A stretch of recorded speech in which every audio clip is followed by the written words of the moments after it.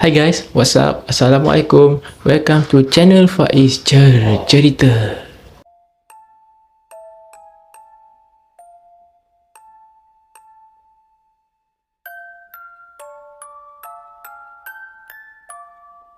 Hai guys, apa khabar korang semua yang tengah tengok ni? Aku harap korang semua yang tengah tengok ni sentiasa berada dalam keadaan sihat, dalam keadaan yang baik-baik sahaja. Terima kasih banyak-banyak lah guys sebab sudi untuk tengok video kali ni. Kejap, sorry. Ni aku malah ni. Aku dah sikap banyak kali dah. Jatuh aje lah. Kalau ada apa-apa yang korang tengok macam tak apa-apa kena dengan yelah rupa paras ataupun rambut aku ke apa ke, aku minta maaf banyak-banyak guys. Dan apa yang berlaku ni bukanlah aku rancang, memang kadang-kadang berlaku dengan spontan yang dimana aku sendiri pun rasa sangat kecewa lah.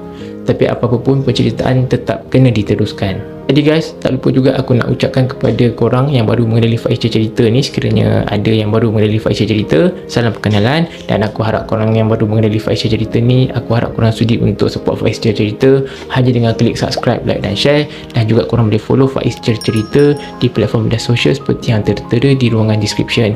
Dan korang semua yang tengah tengok ni, please stay tune sampai habis untuk dengarkan kisah perkongsian yang aku nak kongsikan ni.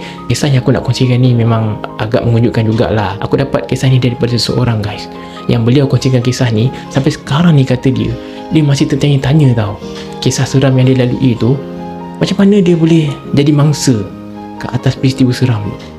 Jadi kalau korang nak tahu apakah kisahnya, korang kena stay tune sampai habis. Dan juga diingatkan sekali lagi guys, setiap penceritaan hanyalah sekadar perkongsian dan juga hiburan semata-mata. Setiap kelemahan, kesilapan atas kata-kata yang kurang menyenangkan ke, atau ada kata-kata yang kurang jelas ke sepanjang penceritaan, aku minta maaf banyak-banyak di atas segala kesilapan dan kelemahan. Dan aku akan cuba perbaikilah untuk memberi yang terbaik buat korang semua yang tengah tengok ni. Tanpa membuang masa korang dengan begitu banyak, aku nak kongsikan dengan korang di mana kisah ni dikongsi dari seseorang yang namanya adalah Abang Hisham, tapi bukan nama sebenar lah. Kata Abang Hisham ni, apa yang berlaku ke atas diri dia waktu tu guys, sewaktu tu dia bekerja sebagai seorang pemandu teksi. Dan dia kata dia tak ingat lah kejadian ni tahun bila, tapi apa yang boleh dianggarkan lah kejadian ni berlaku ke atas dia dalam 10 tahun yang lepas ataupun belasan tahun yang lepas lah. Dia tak ingat, tapi peristiwa tu memang dia tak boleh lupa. Bukan sahaja dia tak boleh lupa, macam yang aku cakap dengan korang tadi, dia rasa tertanya-tanya lagi sampai sekarang guys. Kisah dia macam ni. Pengenalan kisah Abang Hisham ni, kata dia waktu tu lah, sepanjang dia bekerja sebagai seorang pemandu teksi, memang dia tak pernah alami perkara-perkara yang mistik ni tau. Tak pernah terlintas langsung, sehinggalah ada berlakunya satu hari tu yang dimana waktu tu dia kata memang sangat pelik dan menghairankan. Kata Abang Hisham, hidup sebagai seorang pemandu teksi ni bukanlah banyak duit sangat pun. Kalau ada penumpang, adalah duitnya. Kalau tak ada penumpang, maka tak adalah rezeki untuk hari tu. Lagipun kata Abang Hisham, waktu dia menjadi seorang pemandu teksi tu, ialah dekat bandar tu, tapi tak dinyatakan lokasi kat mana. Bukanlah dia seorang saja, tapi banyak pemandu-pemandu teksi. Cuma kata dia waktu dia bekerja sebagai seorang pemandu teksi ni, dia kata yalah, biarlah kan, ramai macam mana pemandu teksi pun tak apa, sebab masing-masing ada rezeki masing-masing. Waktu dia bekerja sebagai seorang pemandu teksi tu, masa tu dia kata tengah kegawatan. Jadi waktu tu orang-orang nak naik teksi semua macam berkira sikit lah. Ada yang segelintir tu lebih memilih pengangkutan awam yang lain, yang di mana tambahnya lebih murah. Tapi tak semestinya lah, tak ada yang tak naik teksi waktu tu. Pengalaman seram Abang Hisham berlaku macam ni. Ada satu hari tu, masa tu malam tau, dan masa tu dia tengah berada dekat satu tempat ni, tengah nak tunggu penumpang lah untuk naik teksi dia. Waktu dia tengah tunggu sesiapa saja yang nak naik teksi dia ni, apa yang dia ceritakan waktu tu, seorang demi seorang kawan-kawan dia yang pemandu teksi juga, lepas seorang dapat penumpang, lepas seorang dapat penumpang, sampai dia tak ada penumpang. Padahal waktu tu dia kata dia tunggu dengan sangat lama tau.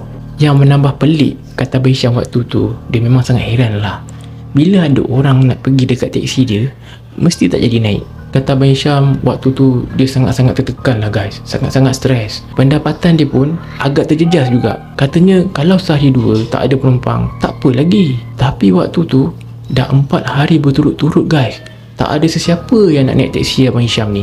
Bila pergi je teksi dia, tak jadi naik. Bila ada orang datang je nak tanya apa semua kan, tak jadi naik. Dia jadi macam pelik, tertekan, bingung, macam-macam perasaan ada.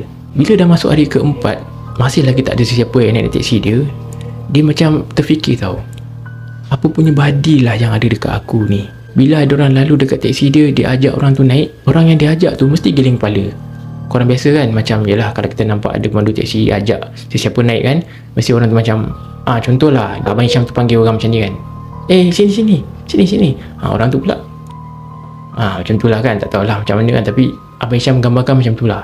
Dan orang yang dia ajak tu lebih memilih teksi yang lain, di mana teksi tu berada di hadapan Abang Hisham ni. Dan Abang Hisham ni teruskan bersabar sehinggalah satu malam. Masa tu dia dalam keadaan seorang-seorang, dalam keadaan memandu nak balik ke rumah. Dan pada hari tu juga dia dalam keadaan yang sangat-sangat kecewa, sebab waktu tu pun tak ada seorang pun yang nak naik teksi Abang Hisham ni. Pada masa dia tengah memandu tu kan, nak balik ke rumah tu, dia berfikir tu guys, dia macam yelah, dalam hati dia lah, dia berkata, takkanlah krisis ekonomi menyebabkan keadaan sampai jadi macam tu sekali. Tapi kawan-kawan dia yang lain relax je, dapat je penumpang, tapi aku ni langsung tak ada penumpang nak naik. Apa yang dia fikirkan macam tu lah, seorang-seorang dalam teksi dia waktu tu. Pada hari tu Abang Hisham ni dia melajang perasaan dia seorang-seorang diri. Dalam keadaan dia macam tu, dia pun tak perasan dia ada masuk dekat satu kawasan perumahan. Katanya masa tu di Jalan Melawati. Kawasan tu dia kata memang gelap sikit sebab lampu-lampu jalan tak ada. Pada anggapan Abang Hisham waktu tu agaknya rosak kot. Dan secara tak sengaja dia pun dah lalu dekat kawasan tu. Bila dia lalu dekat kawasan tu, walaupun gelap apa semua kan, dia tak fikir apa-apa lah. Apa yang dia fikirkan, dia cepat-cepat nak mandu, nak cepat-cepat sampai dekat rumah. Sebab kata dia, kalau waktu-waktu malam dia memang jarang lalu dekat situ. Kalau siang-siang tu biasalah juga. Kata Abang Hisham bukanlah sebab takut ke apa, tapi waktu tu dia kata jalan dekat sekitar situ tak berapa elok. Banyak jalan yang berlubang-lubang, banyak jalan yang rosak lah. Dia pun teruskanlah perjalanan. Keadaan masa tu kata Abang Hisham memang sunyi tau, memang sepi je dekat jalan perumahan tu. Dan entah macam mana, yelah sebab dia tak fikir apa-apa, dia tutup aircon dia kata sebab dia rimas. Dengan perasaan dia macam tu lagi, dia pun buka lah tingkap sebab dia kata dia nak mendapatkan udara yang lebih segar. Kata Abang Hisham, entah macam mana dia ada teringat tau, yang dia ada beli satu VCD mengaji, dia nak pasang tau. Tapi korang tahu, tiba-tiba player dekat dalam teksi Abang Hisham waktu tu rosak guys. Dia pun heran waktu tu, dia kata sedangkan elok, tapi entah macam mana bila dia teringat nak pasang je CD tu, player boleh rosak pula. Jadi Abang Hisham kata waktu tu terbantutlah hasrat dia nak dengar ayat-ayat Al-Quran, ayat-ayat suci. Dia kata yelah, manalah tahu kan, bila dia pasang je ayat-ayat suci Al-Quran, dia mendengar kan, mungkin dapatlah menghilangkan rasa stres, rasa sedih yang dia alami tu. Selepas memintas di hadapan perumahan tu, Abang Hisham ni dia ada lalu dekat satu kawasan ni, yang kiri dengan kanan ada pokok-pokok besar tau. Dekat situ guys, kata Abang Hisham, tak semena-mena dia ada nampak terlibat seorang perempuan berpakaian macam baju kurung, ataupun dia pun tak perasan, tapi pakai macam kain warna hitam, yang berada di depan Abang Hisham ni berjalan kaki. Libat perempuan yang baju hitam yang dia nampak berjalan kaki tu guys, dia berjalan bukan perlahan tau, tapi apa yang dia nampak, kelibat perempuan yang jalan tu, dia jalan laju, macam seakan-akan melarikan diri daripada sesuatu. Macam dia rasa macam perempuan tu dikejar oleh seseorang ke atau sesiapa lah. Sebab daripada keadaan kelibat perempuan tu, Abang Hisham nampak keadaan dia berjalan tu macam tergesa-gesa sangat. Tak lama kemudian Abang Hisham beritahu, yelah sebab dia buka tingkap kan, dia ada dengar tau. Tak lama kemudian tu bunyi cing, cing, cing. Bukan kencing lah, cing-cing tu Abang Hisham beritahu dia ada dengar macam bunyi gelang kaki. Memang jelas dia kata dia nampak kelibat perempuan tu dalam keadaan tak keruan, dalam keadaan yang takut-takut. Dan Abang Hisham ni dia mengintai dekat kaki kelibat tu, dan dia pun tak ingat nampak kaki ke apa ke, tapi dekat bahagian bawah lah, dekat bahagian kaki, dekat kelibat perempuan tu memang tak mengenakan apa-apa, kasut ke selipar ke, memang berkaki ayam. Bila Abang Hisham nampak kelibat perempuan tu tengah berjalan macam tu kan, dalam pemikiran dia kan, dia macam tertanya-tanya juga, perempuan ni nak ke mana tengah-tengah malam macam ni? Dah lah waktu tu pukul 12.30 malam. Pada masa yang sama Abang Hisham kata dia risau juga, yelah kok ada apa-apa kan yang mengejar kelibat perempuan tu. Abang Hisham pun dia pecut laju sikit teksi dia supaya dapat bersebelahan dengan kelibat perempuan tu. Abang Hisham pun panggil lah kelibat perempuan tu, "Dik." Selepas dia panggil, kelibat perempuan tu berhenti tau. Berhenti dalam keadaan yang kaku, tercegat daripada pandangan mata Abang Hisham waktu tu, disebabkan dia dalam teksi kan, dia nampak kelibat perempuan tu separuh badan je lah. Dan kelibat perempuan tu berdiri memang betul-betul dekat dengan pintu tau. Pintu penumpang, pintu sebelah memang dekat. Abang Hisham tanyalah dekat kelibat perempuan tu, "Dik, awak nak ke mana ni? Malam-malam macam ni pula. Bahaya seorang-seorang jalan tengah malam macam ni." Memang waktu tu Abang Hisham bagi tahu dia tak sangka apa-apa pun. Dia tak ada nak terfikir perempuan tu hantu ke apa kan. memang tak ada pun dalam fikiran dia. Sebab perempuan yang Abang Hisham tegur tu, dia pun membungkukkan badan dia. Membungkuk lah, korang tahu lah kan, bungkuk macam ni. Dekat mulut Abang Hisham waktu tu, apa yang dia beritahu? Satu perkataan je keluar, Allahu Akbar. Nampak aku macam terkejut pula kan. Itulah apa yang Abang Hisham beritahu. Sebab apa tahu? Muka perempuan tu, muka dia buruk sangat. Lepas tu penuh dengan berulat-ulat. Mata perempuan tu pula memang merah kemerah-merahan guys. Memang menenung tajam dekat Abang Hisham waktu tu. Abang Hisham bagi tahu bila dia nampak je, apa lagi rasa nak pecah jantung dia guys. Sebab yang tengok dia ni ialah bukannya model ke apa kan. Macam tu punya muka, siapa yang tak terkejut? Kalau depan mata aku pun rasa macam mungkin aku hijau kot. Hijau ke pucat lah, pucat.